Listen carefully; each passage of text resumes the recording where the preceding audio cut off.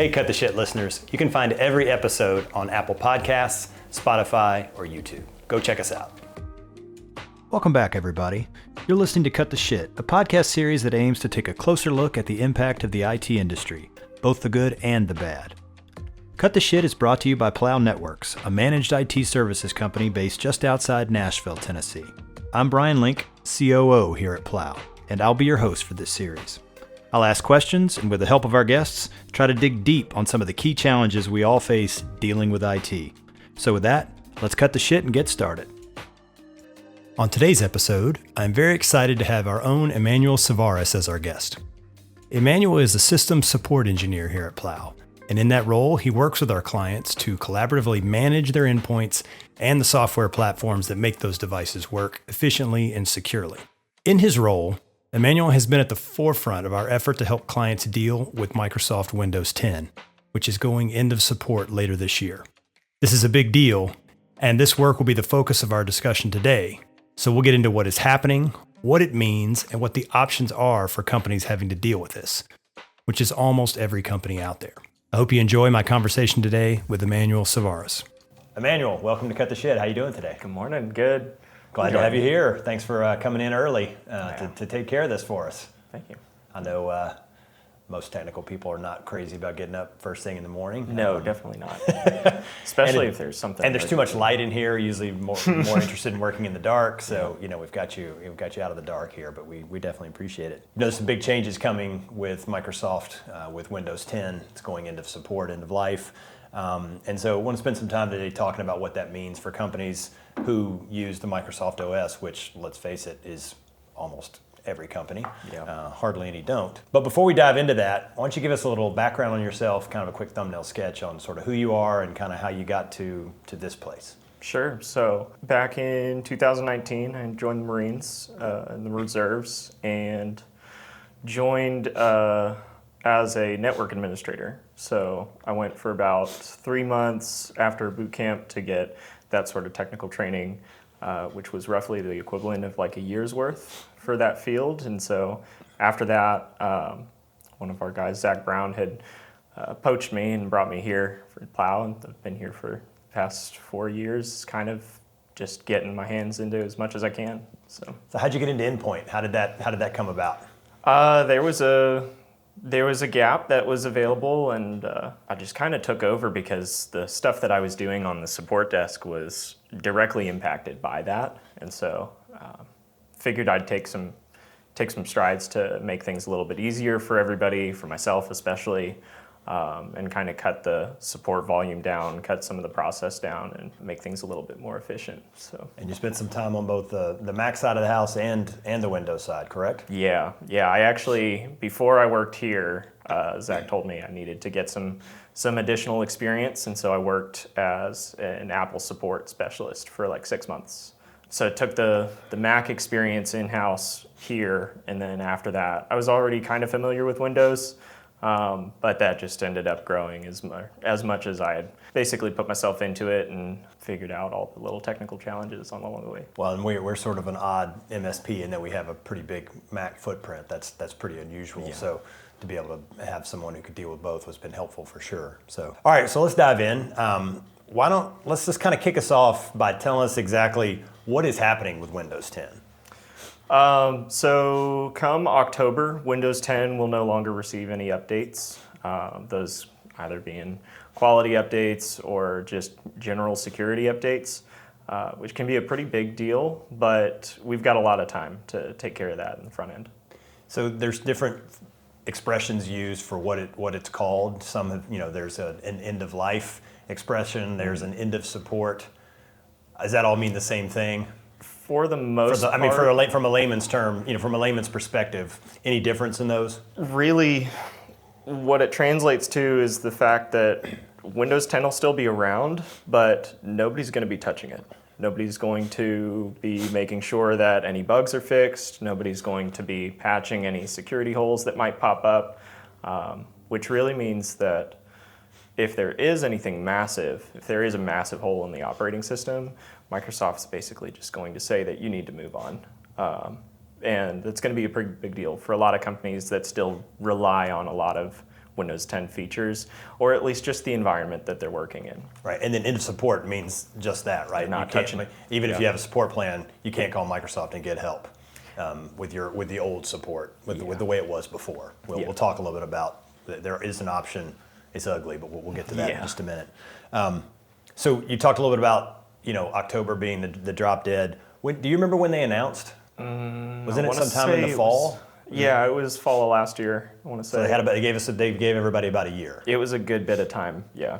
Given where we are, so it's April 2025, so halfway through that timeline, basically. Let's say we get to October, right, and you don't do anything. What actually happens to a machine that's running Windows 10?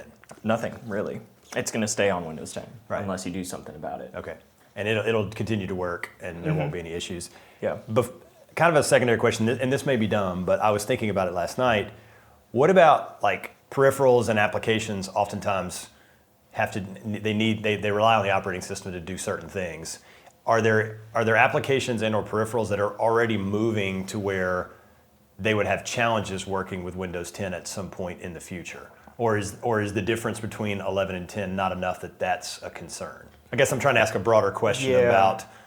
Do the other pieces of the puzzle, right? A computer's an ecosystem, right? It's hardware that has an operating system and then all this other stuff.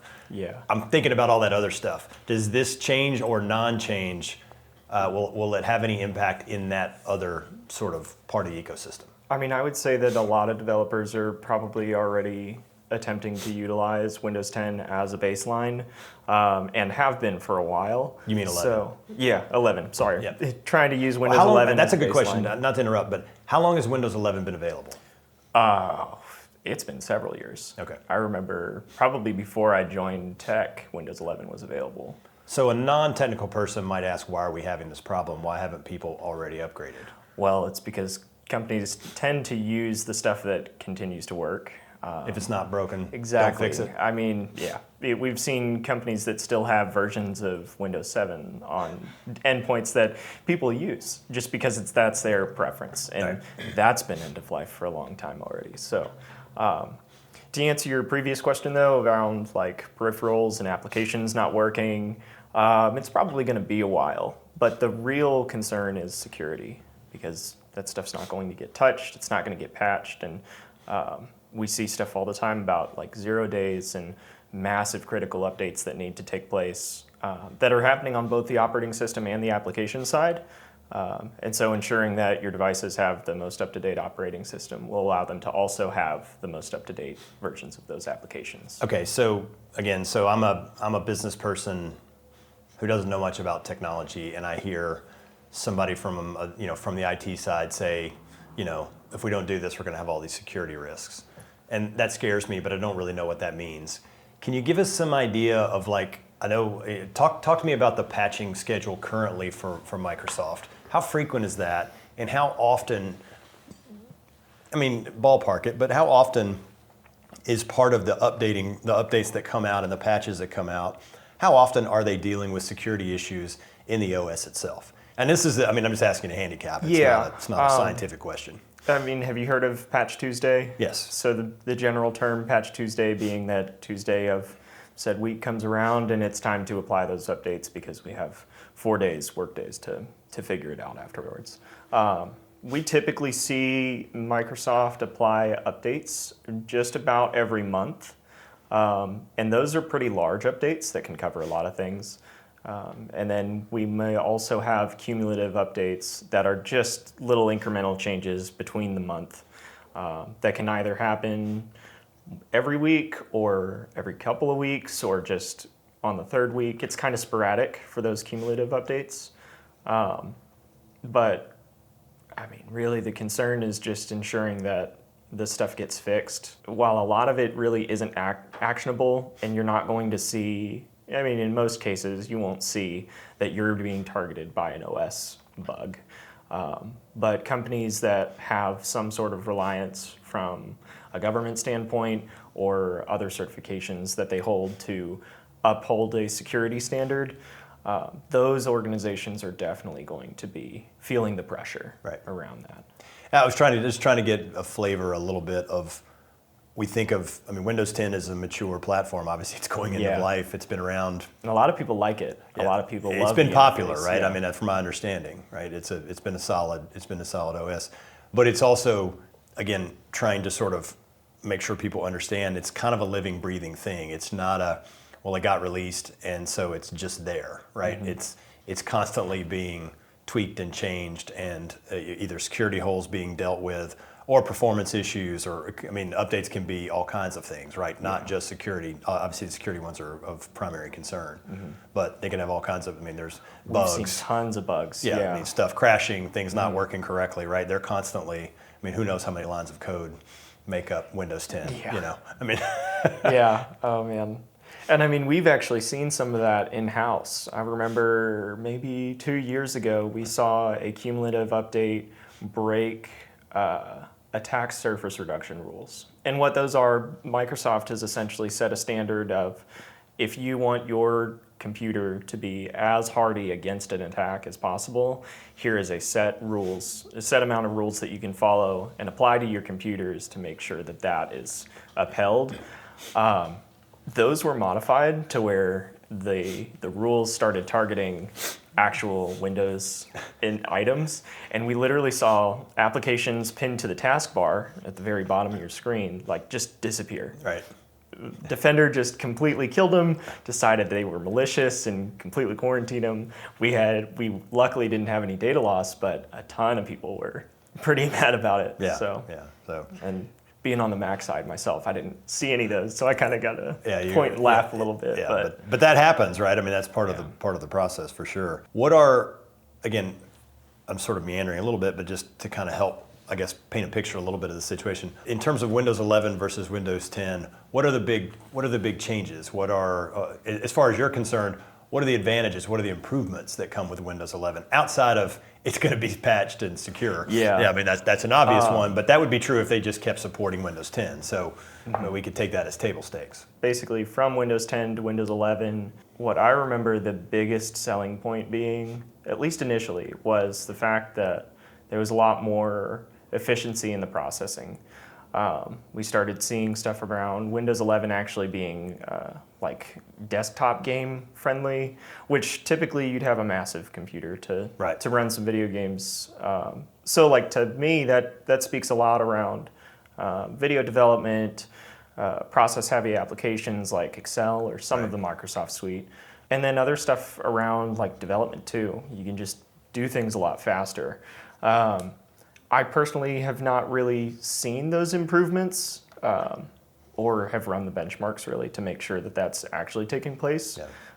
But outside you got to push that, the envelope to see that too, though. Right? Yeah, exactly. Yeah. I mean, we're not going to see. I mean, if you're running an emulator machine or running some sort of big development, thing, then you might notice. Which Mac's really been the heavy hitter for that for a lot of things, and so I think that's why most companies that run the kind of video editing and things like that really need the graphics power, we see a lot of companies using Mac for that over Windows. And that that GPU component, right, is becoming a bigger piece of the puzzle for AI. So it'll be interesting to see if AI stuff starts to move to the desktop away from servers. And I'm not saying it will, the big stuff won't, but you can certainly see things migrating down for cost savings, right? Especially if that OS can make that more palatable.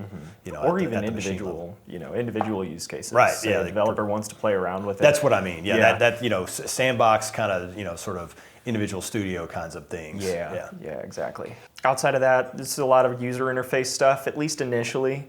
You'll notice that some of the way that your desktop is formatted is going to change, where your network settings are. Some of the names might change. But outside of that, Microsoft has tended to take an incremental approach to their upgrades. And so you'll still see some menus that remind you of Windows XP, Windows 7. Right. And that's just typical.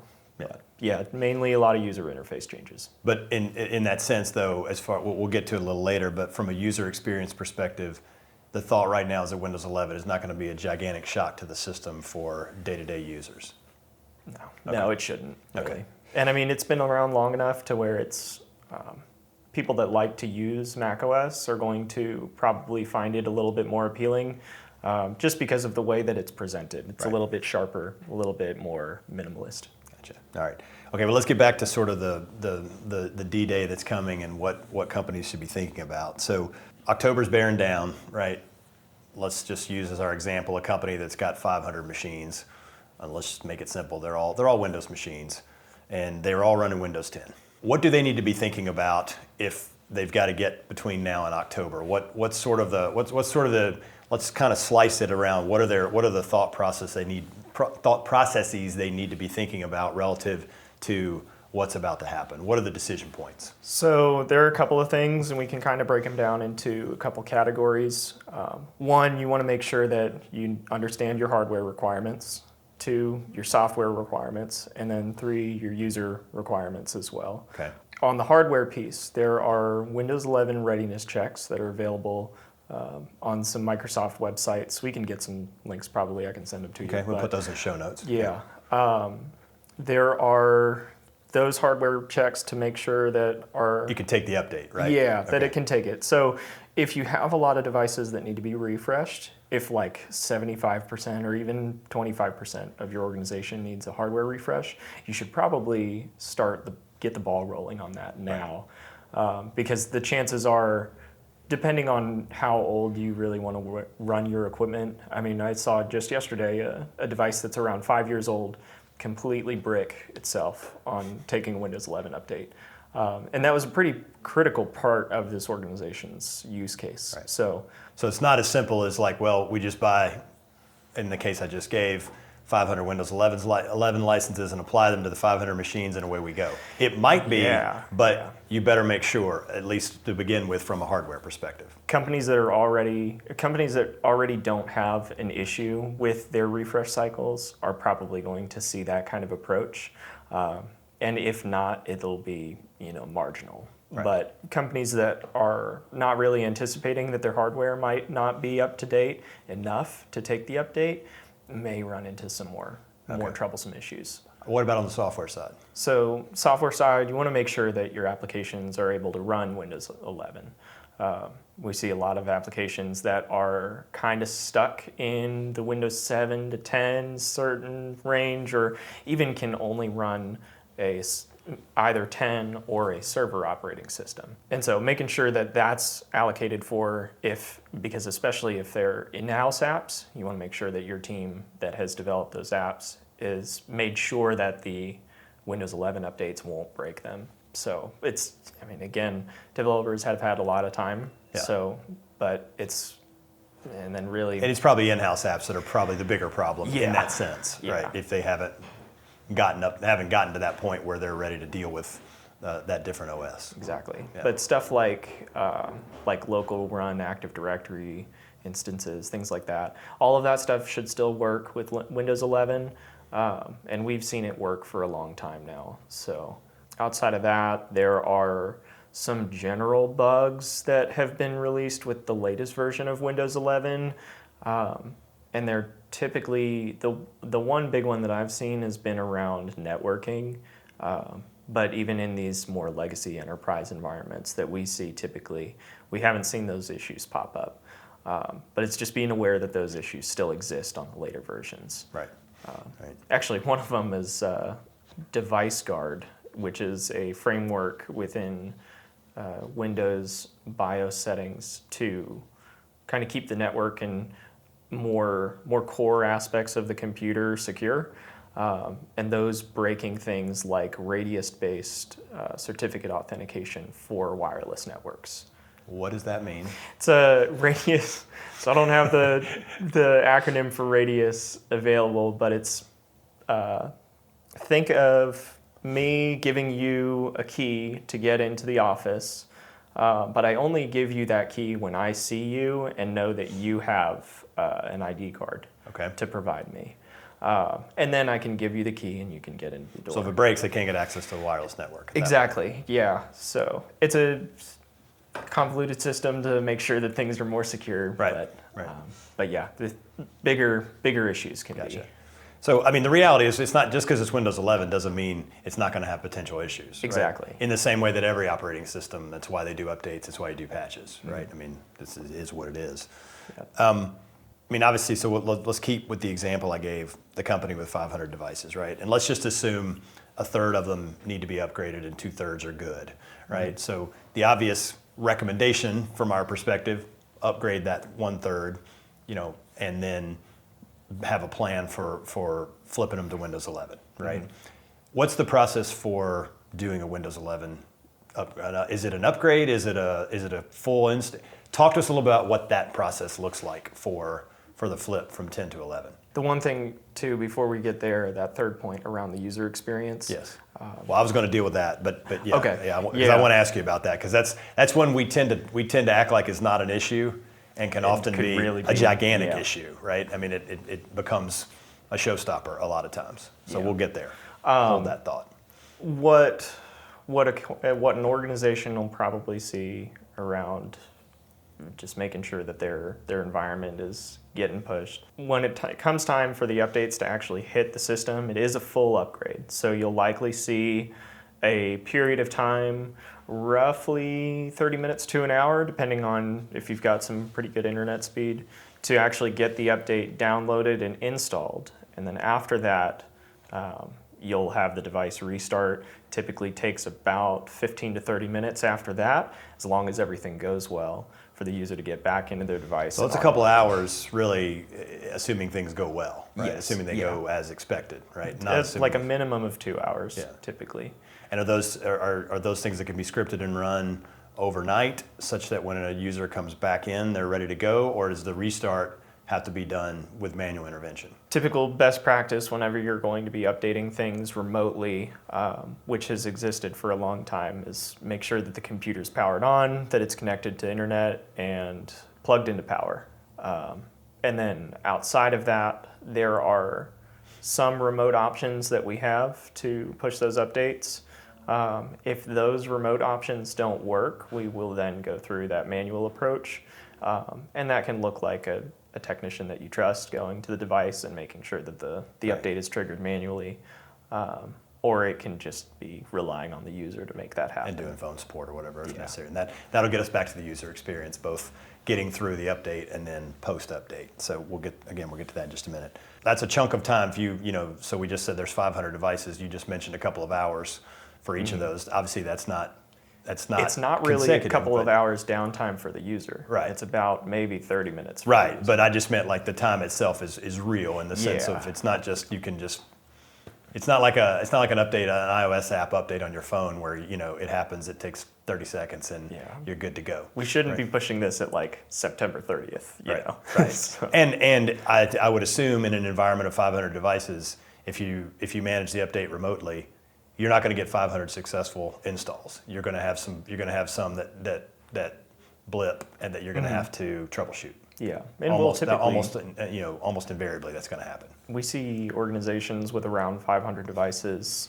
get the majority of their updates, at least, a fifth of their updates that don't work. Okay. And that's really like a 2-week time frame to make sure that moving target is hit. Okay. But I always like to give us like enough buffer to say that this is done, and that if the manual intervention is required, that's going to typically require however many staff you have to perform that 2-hour update process with a user for however many users. You can Right. do the math there and figure out how much time Yeah, it's so going to take. I know the date's in October. I don't have it in front of me. I should have written it down. But let's just, for fun, we'll say it's the last day of October. You probably don't want to start this October 14th, right, or 15th. No, You want to get this done in August or September, right? We So want to that- get this done now. Well, yeah, I mean, obviously, if you want to, our producer has raised her hand and has a I comment. think it's October 14th. October 14th. Okay. So somebody here knows the date besides me. So, yeah, I mean, obviously, it's no time like the present. But if there's some reason to It's a hold wait, off. whatever there Yeah. might be, I'm going to assume there's a good reason for waiting, other than just maybe it could be budget cycle doesn't start till August 1, and we don't want to spend the money before Yeah. then, right? I mean, that's a legitimate reason. It's not a legitimate technical reason. It's a legitimate business reason, right? And so that would still give you time, because you've still got basically 75 days to get it done. And I mean, like we said earlier, it really doesn't mean that your stuff's not going to work or that it's getting shut down. So I mean, we could probably see, a decision to exercise Plan B be pushed off until the next year. Right. So. Yeah, and I mean, it's not Y2K, even though Y2K ended up being nothing. But the thought was, what happens when we wake up? Is everything going to be dead? Mm-hmm. On October 15th, if you don't do anything with your Windows 10 computers, they'll work just like they did the day before, right? They just won't be getting patched anymore, and there won't be support if something does happen, right? Which that's a latent problem, still real, but it's not. It doesn't mean all your users aren't going to have any success.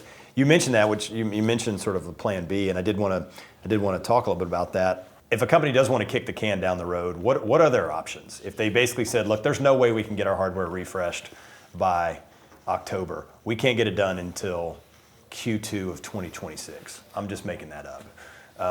What do you guys recommend? If they were to say to us, what do you recommend we do to be as safe as we can to be, between October and June 30, 2026? What would we tell them? So I mean, really, it would kind of come down to me as performing a security assessment on what are you getting out of going to Windows 11 that you're losing if you stay on Windows 10. And as time goes on, that's going to increase. Sure. So it's taking that into account and kind of figuring out, well, when do I really want to say I want to spend the money to get the long-term support license, which we've talked about previously, can get pretty expensive. Yes, and continues to get more expensive the as longer time goes on. It's not the same price for year one or year two. It ratchets up. Yeah. Right. Microsoft is basically not in a very polite way saying you don't want to do this. Yeah, exactly. You need to move. It's an incentive to get out. For sure.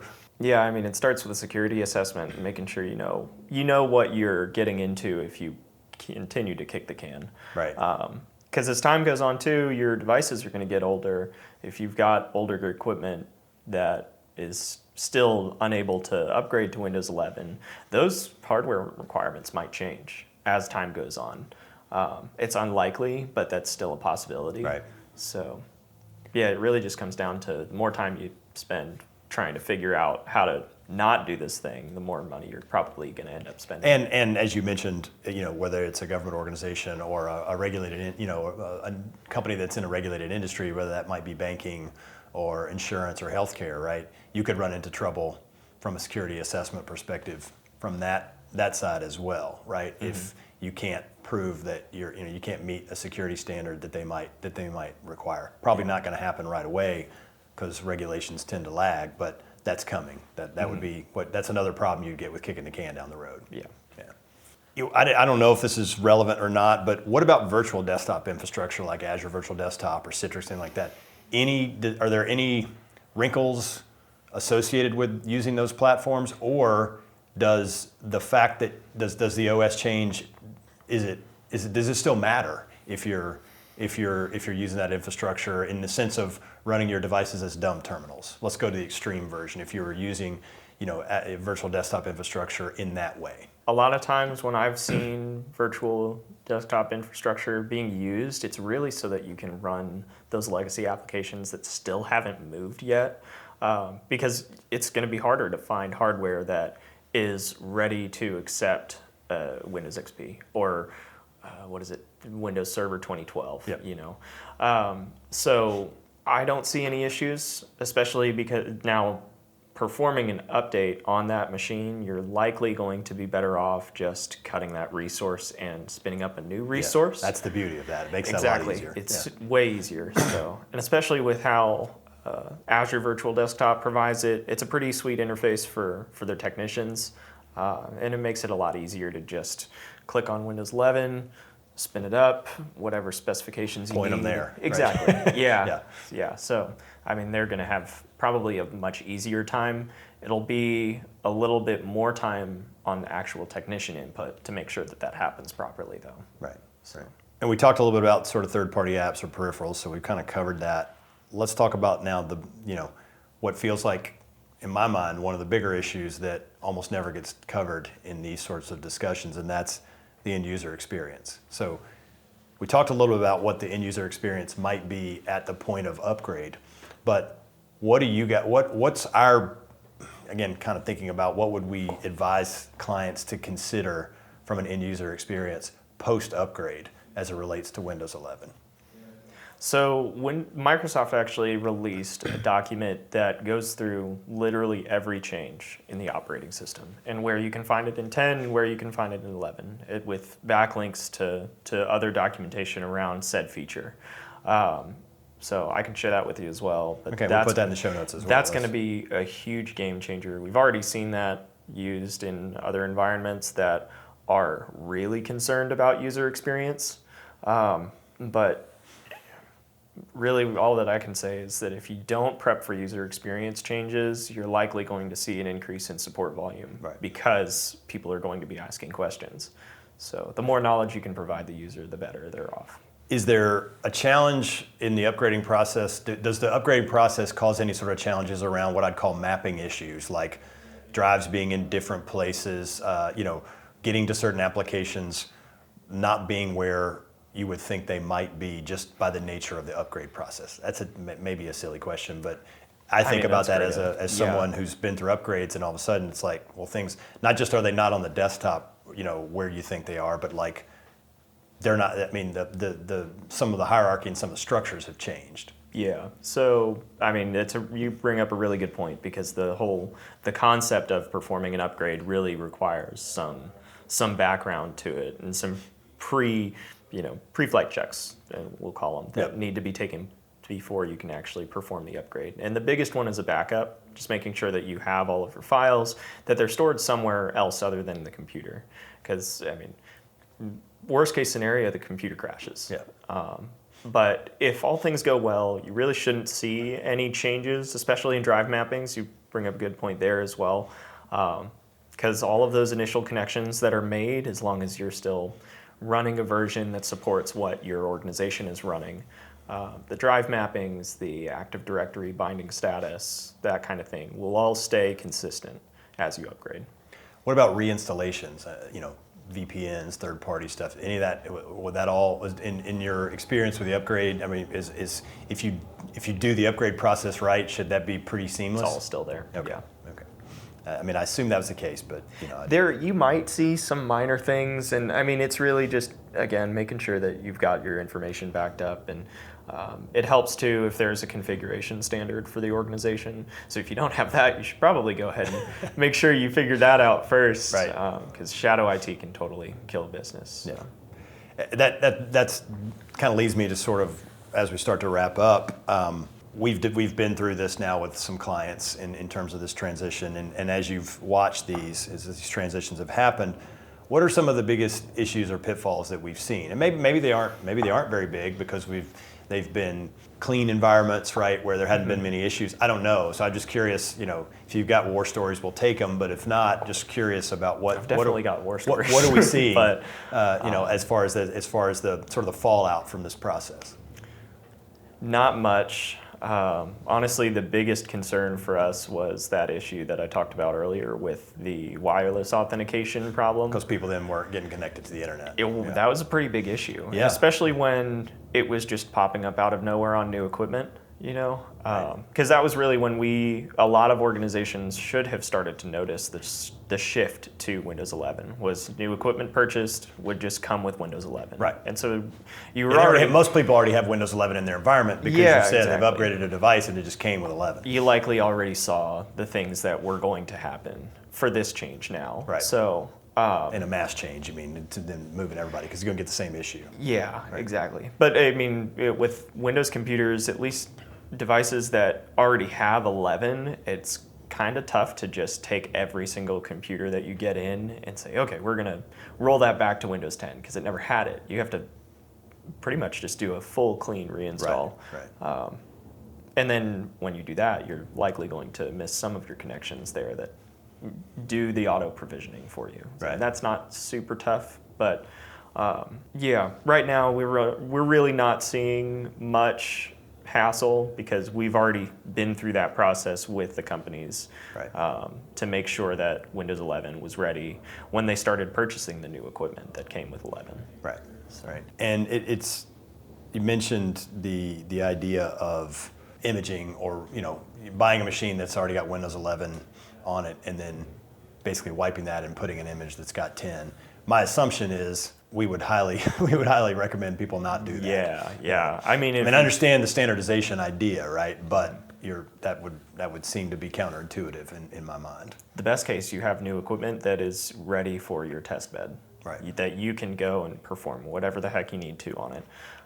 And you want to keep that around. So yeah, if IT teams already aren't going through the process to make sure that Windows 11 is ready for their organization, they should absolutely start building. Yeah, because you mentioned in-house apps. That's probably that's an elephant in the room for some organizations, because they've got warehousing stuff or EHR stuff they built, if they're homegrown stuff they've built that it's not a commercial application in the sense of being ready for the market more broadly. Right? Yeah, and then if there are third-party application titles that you pay for, you probably want to start spinning up that communication with your vendors to make sure that that's good. Yeah. And otherwise, secondary and tertiary plans, making sure that if that software is no longer usable, what other bits of software could be used to mitigate that, or can you really go without it? Or do you have to get virtual desktop infrastructure to run that? Yeah, exactly. Which is back to user impact, because now you're talking about a whole different way of interacting with an application and additional cost, because you're not paying for that and then you're done with it unless you're running it locally. Right. You're paying for that as time goes on and as it gets used more. Yeah. What kind of end with this in terms of what you've seen? What's your take so far on Microsoft's, the way they've handled the process and the way they've been dealing with Windows 11 in terms of fixing things, communicating, and providing support to both companies and folks like us who've been who are involved in this? I really haven't seen much around that, and personally, it's because if I've got to go to Microsoft support, I should probably be going to somebody else. And that's just the unfortunate truth for me, is that I've never been able to have Microsoft support fix anything. Well, you're not alone, brother. Yeah, I know that one. I know that much. Yeah. But you did mention documentation that it sounded like you feel like the documentation, good. the differential documentation is good. Yeah, it's especially useful for the user knowledge before they actually perform the upgrade, or at least just a quick reference for them, so that if there is additional support, you can just say, hey, check this out and see if it fixes your issue, and then come back to me if it doesn't. And the Wi-Fi issue, did they fix that? Did they patch that to where that's not happening anymore, or is that an ongoing issue? Well, I mean, there are a couple. There's an issue specifically with DNS around domain naming systems, or server, whichever one it is. Yeah. But basically, there's an issue with 24H2, which is the latest version of Windows 11, that essentially will just give you no internet. You'll connect to a router or something, and then you'll have no IP address for you to be able to actually route traffic out. As far as I'm aware, that's not fixed. And that's but it's a really niche circumstance that I don't think we've seen in enterprise environments just yet. But the other issue, there are workarounds for. So you can get around it, even though it's not solved at the source, so to speak. Mm-hmm. Okay. I think that's it for now. I think what that's what I was hoping for, is to kind of give some context to this. It's easy to say, oh, Windows 10 is going to end of life. You've got to move to Windows 11. You should do that. Right. Yeah, and there's a lot more. That sounds great, but I wanted to get the person, on the front line, so to speak, who's dealing with it, to talk some about what are the nuances involved and what's that process really look like. So I appreciate you sharing that with us. I always like to wrap up with something kind of personal before I end the podcast. So, you got anything that you've read or watched lately that you think others ought to check out? I'd say The Chosen. TV series about. I haven't watched it, but I've heard it's really good. It's really good. Yeah. I mean, when you're creating media for a biblical story that has some very, very specific details about what actually happened, and then a lot of gaps, there are opportunities for creative liberty. Sure. Or even just a presentation of somebody else's point of view on what they're reading. Yeah. But I think they do a really good job of just tying it all together and making sure that the general concept of what's actually taking place at that time is really presented. Easy to digest. It's incredible. Gotcha. Very good. Very good. All right. Well, we'll stop there and let you get back to it, Emmanuel. Appreciate you being on Cut the Shit. Thanks. Yeah. Thank you. We hope you enjoyed this episode. If you are enjoying the podcast, we'd appreciate it if you would become a subscriber wherever you get your podcasts. And if you could rate and review the show on Apple Podcasts and Spotify, that would really help us out. Or you can just go old school and tell your friends, your family, your colleagues, and hell, anybody else who you think might want to hear something like this to listen in. If you're on social media, make sure to follow us on TikTok at CutTheShitPod, all one word, where we post lots of clips from the podcast. And last but not least, you can also watch the YouTube version of the show on our YouTube channel at Plow Networks. Until next time, take care and have a great day.